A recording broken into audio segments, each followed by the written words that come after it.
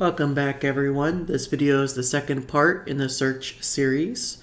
Now that we know some search best practices, we're going to be doing some basic searching. Now that we understand that it's best practice to filter using index, source type, and time, I'm going to search my logs for the last 24 hours. There's a few main things that we should pay attention to after running a search. The first is the number of events received. The second is the events over time on our time chart. The third is the raw events shown here. And the last is the interesting fields being pulled and auto-extracted from Splunk. For now, let's concentrate on the time chart. We can see that the events happen at the 4 p.m. hour. And as we see in the raw events, they happen between 4:22:47 and 4:26:01. My time chart is actually zoomed out more than I would like, so I'm going to go ahead and click on the events and click Zoom to Selection. This will allow me to see them a little bit more spread out.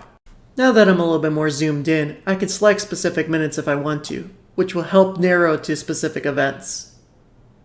Now let's take a look at our raw logs in the table. Our actual event is located here in the event column, and the time column is Splunk's interpretation of the timestamp from the log file, translated into your local time zone based on your preferences in your user account. Over on the left, we have our selected fields and interesting fields.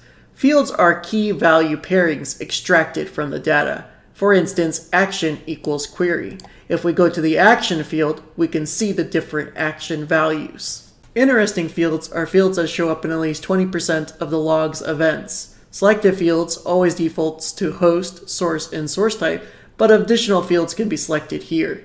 Any fields that are selected show up below the event, as well as in the expanded view. Lastly, clicking on a field and its value will add the field and value as a filter in the search, narrowing down to events with the value.